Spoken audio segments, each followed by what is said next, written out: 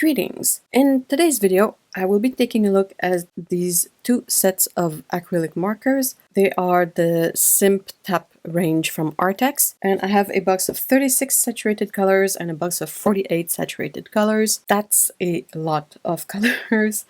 The box are really interesting. We have this elastic here that attaches to the side, and then you can open this flap, and inside you have all of the markers.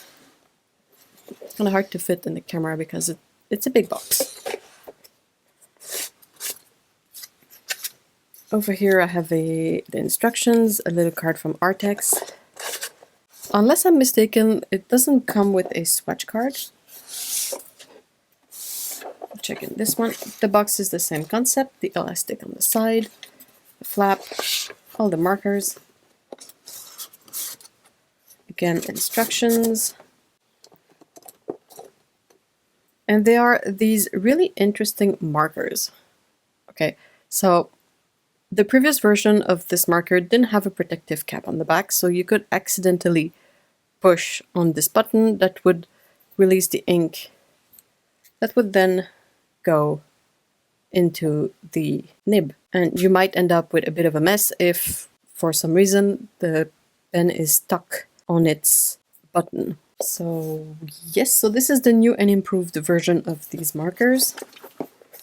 In the back you have all of the colors, same for the two boxes. Also, each box came with an extra cap, which is really fun in case you lose one, you have a spare, assuming you don't lose the spare. There's overlap between the two sets. The colors that are in the 36 color set, they are also in the 48 color set. So basically this set has 12 added colors in comparison to this one. So what I'm gonna do is I'm gonna be preparing a swatch sheet and some things to paint with these. Since these are acrylic markers, I want to try painting on something a bit unusual. So I'll have to look into my stash of things for suitable things to paint on with these markers. But yeah, I want to try something a bit different. Also, I'll try to make a drawing as well, just to use them on something that we're all a bit familiar with, so that we can have that as a base of reference. I'll get right to it, and we will see each other in a few. I have a quick time lapse of me painting this sketch. There is not that much to say. Through using the markers for this specific drawing, it made me realize that you kind of really need a swatch sheet on the side, because the colors of the markers, the caps, they're not very representative of the colors in the markers. If you can get a view of the window in the barrel of the pen, then that's a better indication of the color. But yeah, if you only have a view of the caps, you need to be able to reference the numbers to swatches. But yeah, aside from that, since I had a swatch sheet just next to my sketch, it was really easy to use the markers. They layered okay. Some of them are a bit more opaque than others, so that played a bit in how I would build up this drawing. But overall, it was a lot of fun. Alright, so I'm here. I have my swatches in this. I have this little doodle that you saw me do, and also have my swatches. And what I want to try and do is, I have these wood slices that I've painted an area with white gesso on them, and my idea is to kind of make some Christmassy ornaments with these using the Simptap marker. I printed some inspiration, and I'm going to try and make these into little ornaments. As you can see, I have quite a good range of sizes and shapes, so let's get to it. And we have another little time lapse for these ornaments. I don't have much to say again, nothing new since the sketch I did. I had a few ornaments that were quite smooth, and the markers worked really well on these. The coverage is a bit variable depending on what you want. I would not advise using the markers on surfaces that are not paper or that have not been gessoed first. The brush tip had a nice level of control. I was able to work around smaller details and all of that. And all in all, that went relatively well. I think someone with a bit more experience in doing this kind of craft would definitely get pretty awesome results using these markers. And I'm back with all of my completed tests and demos and swatches. So let's take a look at all of that right now. I use this Arrtx sketchbook for my swatches, and this is just a piece of black cardstock. I did swatches on both because that way I can see just how transparent or not the paints are, how they look on black. Also gives me an idea on how they will cover up other colors or not. But if you work on a light surface, it's the swatches on white paper that are gonna be the most relevant. Overall, I didn't have any real issue getting the pens to work. What you see here is the white ink that transferred, so don't mind that. Some colors, like this one, are a little bit uneven on the swatch because I didn't manage to get the ink flowing properly before I swatched them. I was a bit impatient. Sorry about that. A thing that I've found that works relatively well to get the ink flowing, though you have to be careful. Okay, if you take this one, you can see that part of the nib has no ink still. So what I would do, and you have to be careful because it might splatter, but is first of all you shake the ink with the cap on.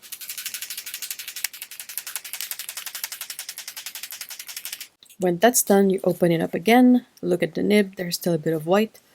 So I would press the button and then shake it a bit downward like that. You can see, whoops, a bit too much ink flowed, but that covered up the spot of the nib that was white. That's a way that I managed to get this done. You have to be careful still because there might be a bit too much ink in the tip. It's kind of hard to dose until the ink has properly flowed through the whole system. For the swatches, as you can see, there's a bit of everything. Oh, I splattered some pink. Didn't even notice, so it's fine. Anyway, the swatches. So on this chart, the colors that have an asterisk are the ones you can find in both the 36 and the 48 color set. The one with a circle around them are the colors that are only in the 48 set. We have a nice selection of just about every color. There's not a lot of colors that look too much alike. Some are close, but there's still a bit of a difference, like this dark gray and the black, or this orange and this slightly darker orange. I can definitely see a use for all the colors in this set. You saw my little sketch. It was really enjoyable to work with these colors. I had a lot of fun. I'm a bit of a messy artist in that regard, so when I got to the point where I could just do splotches around and just go really instinctively, I had a lot of fun. It might not make for the best result, but that's on me, that's not on the pens. I think the colors are really nice. They're really easy to work with. You have a nice range that you can really go after the effects you want. The black did a really nice job of inking on top of everything. I quite like the silver and the gold. They're really fun colors. So that's my sketch. And also, you saw, I tried doing a few ornaments. Also something that I have like no experience in, so I apologize if these are a bit crummy. It's not like I really know what I'm doing. I just did the best I could. The markers worked really well on top of the gesso I had put down, so that worked out fine. The colors really popped, and having a white base like that was really helpful. A few things, as you can see on this one, I tried to use the white acrylic marker to, come in and correct some of the lines. It didn't go on very opaque, so I don't know if it's because I didn't mix it enough. I don't know exactly why, but that's just the result I got, so that might need a bit more fiddling. I quite like the addition of a silver and a gold. They're not overly bright, but they still add a little something to whatever painting you're doing with these colors. It's a little bit less flat than a color that wouldn't be metallic. So my wood slices, as you can see, are a bit rough in places. Even if I put gesso on it, it's still a bit rough. I would not necessarily recommend using the markers on surfaces that have this kind of roughness. I think it's preferable to use them on really smooth surfaces because the roughness can damage the brush tip and it would lose its point and become kind of frayed. If you've used some felt markers or felt tips before, you'll know what I mean. My overall impression on these is that these are really fun. I would definitely recommend them. I like that they are good to use on multiple surfaces. In that sense, they make for an excellent craft tool. My only negative point, perhaps, would be the box itself. The box itself, to me, was really annoying because every time you pull a marker out, there's a 50-50 chance that the cap will stay in there. And then when you would try to put it back in, it's not gonna go back in because you have the cap somewhere in the box that's blocking the access. That's my only issue with this whole thing. Of the colors I pulled out here, about half of them lost their cap somewhere in the box. So I have a bunch of caps in there somewhere. So what I would personally do is put these in a different box, hoping that that way they wouldn't like be so tight fitting in the box that they would easily lose their little cap. As a final little thing for this video, I have a bit of a fun announcement to make. I'm gonna be hosting a giveaway for these markers, exactly the sets you saw me showcase in this video, so the 48 color set and the 36 color set. I'll have all the details in the description. If you want to take part in the giveaway, make sure to go check that out. I want to say a great big thank you to Arrtx for sending me the markers and also offering to have this giveaway. I really appreciate it. Thank you so much guys for watching this video. I hope you found this look at these markers interesting. I hope it gave you ideas and inspired you to, you know, do things. Be creative or something. And yeah, see ya all in the next video. Don't forget to check the giveaway in the description and all the links. And thank you. Bye bye.